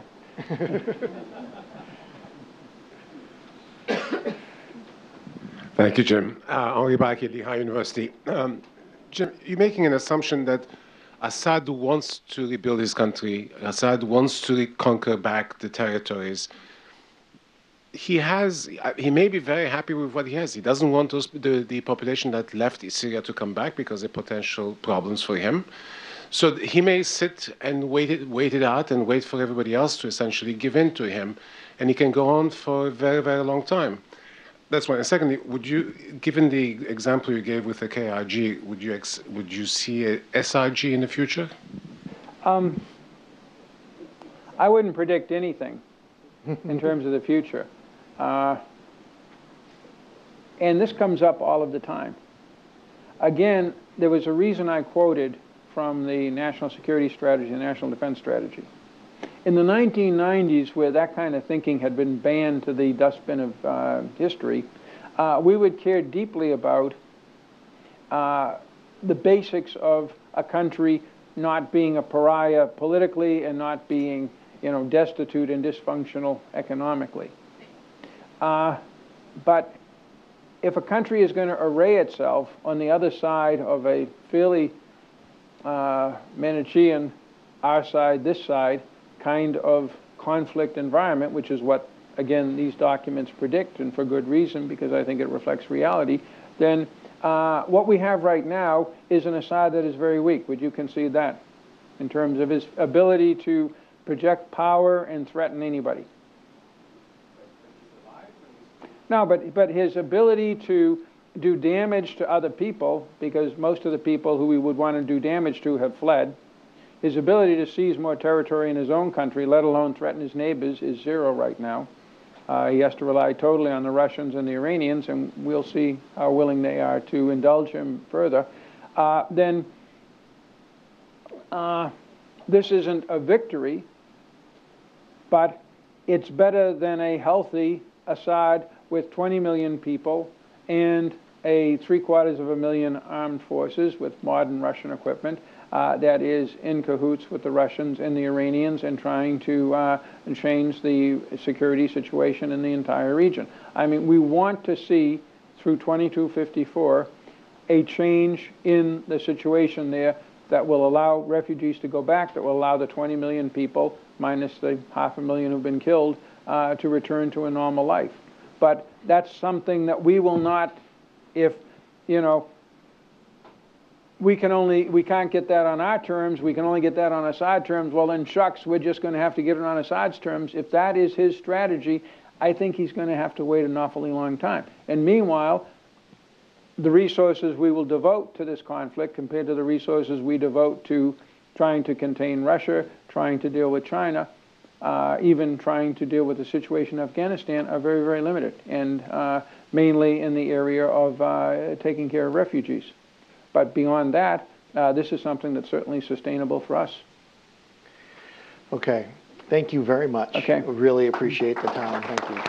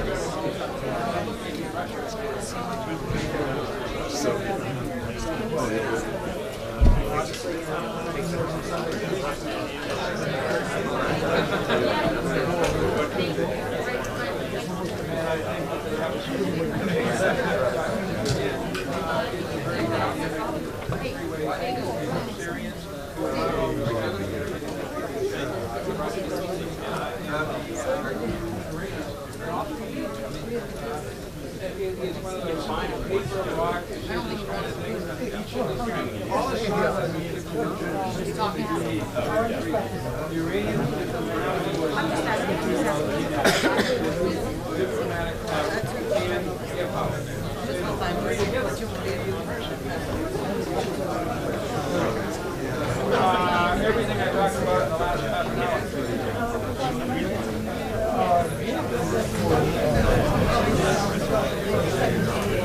There are problems right now. That would be mine. Right now, technically, the UN is coming up. Once the UN finishes the plan, among others, Russian problems, then okay, I'll see you. I'm they're not, I see no problems that are not easily resolved, just like